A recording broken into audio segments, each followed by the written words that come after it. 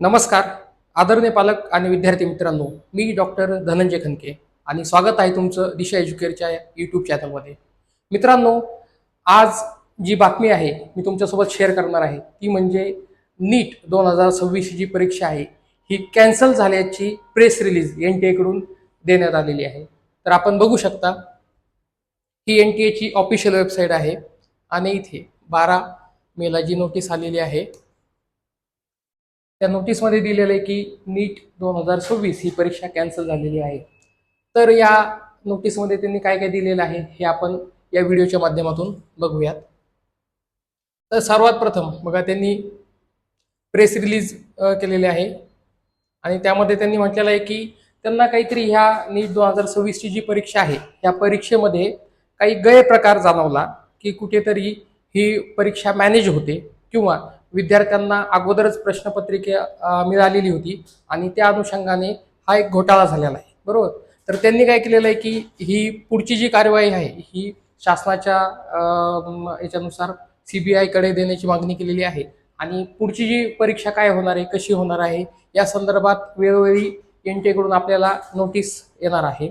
तर या नोटीस तुम्ही बघू शकता इथे की जी काही परीक्षा आहे ही पुन्हा होईल, म्हणजे 3 मेची झालेली जी परीक्षा आहे ती आता कॅन्सल झालेली आहे. पुन्हा परीक्षा किती तारखेला होणार आहे, त्याचं वेळापत्रक कसं असणार आहे या संदर्भात NTA कडून अजून नोटीस आलेली नाही. ती पण वेळेनुसार येईल आणि ती आल्यानंतर दिशा एज्युकेअरच्या माध्यमातून ती देखील मी तुमच्यापर्यंत नक्कीच पोहोचवेल. तर आता विचार करण्यासारखी गोष्ट आहे की NTA म्हणजे एक शासनाची सर्वात मोठी यंत्रणा आहे की जी मेडिकल म्हणजे भावी जे डॉक्टर आहेत त्यांचं भविष्य डिसाईड करणारी आहे, त्यांचा निर्णय घेणारी आहे. आणि अशा यंत्रणेकडून जर नीट परीक्षा कॅन्सल होण्याची घोषणा येत असेल तर आपण काय समजावं.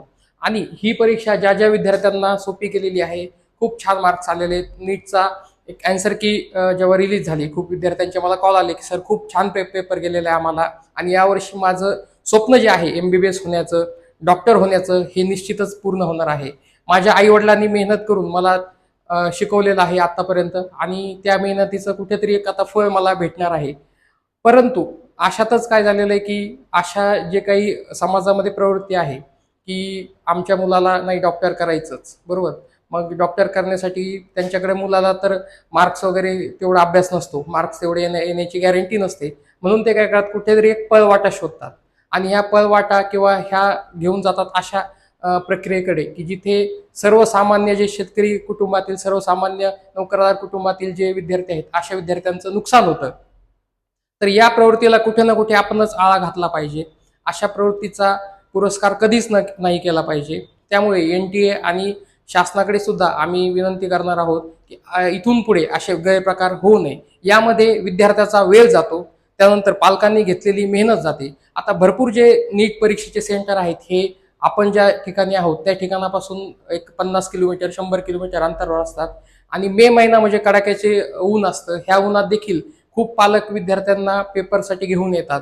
त्यांचे हाल आम्ही स्वतः जेव्हा नीटच्या एक्झाम सेंटरवर जातो तेव्हा बघतो आम्ही की विद्यार्थी आतमध्ये परीक्षा देत असतात, परंतु पालक बाहेर उभा असतात, उन्हामध्ये असतात किंवा त्यांची जी 3 तासाचा जो पेपर असतो त्या पेपरसाठी विद्यार्थ्याची वाट बघत असतात आणि विद्यार्थ्याच्या मनात एक धाकधूक असते की पेपर कसा जाईल आणि हा पेपर एकदम सोपा गेला आणि शासनाकडून अशी बातमी येते की हा पेपरच कॅन्सल झालेला आहे. तर इथे खूप विद्यार्थ्यांचं मनोबल हे कमी होतं, त्यांचं कुठेतरी खच्चीकरण होण्याचं काम होतं. ठीक आहे, आता तुम्ही पुन्हा परीक्षा देणार, परंतु तो विद्यार्थी ज्या जोशामध्ये पहिली परीक्षा दिलेली आहे त्या जोशातच दुसरी परीक्षा देणार का, बरोबर आहे की नाही. ही देखील एक काळजी करण्याची गोष्ट आहे. आणि शासनाकडून अशा पद्धतीचा जर अवलंब होत असेल तर निश्चितच याचा विरोध करण्याची आपल्याला सर्वांना आवश्यकता आहे. असो, आता NTA कडून ऑफिशियल नोटीस जसे जसे येतील तसं मी तुमच्यापर्यंत पोहोचवेलच. परंतु विद्यार्थ्यांना माझं आता एवढं सांगणं आहे की तुमचा नीटचा जो अभ्यास आहे तो तुम्ही सुरू ठेवावा. शासनाकडून ज्या ज्या नोटीस येतील त्या मी तुमच्यापर्यंत नक्कीच पोहोचवेल. आणि कुठलीही जर तुम्हाला मदत लागत असेल तर खाली आपला हेल्पलाईन नंबर दिलेला आहे, त्या नंबरवर तुम्ही कॉल करू शकता. आणि सगळ्यात महत्त्वाची गोष्ट की अफवांवर कुठल्याही बळी पडू नका, अफवांवर विश्वास ठेवू नका. NTA ची जी ऑफिशियल वेबसाईट आहे त्यालाच तुम्ही भेट द्या.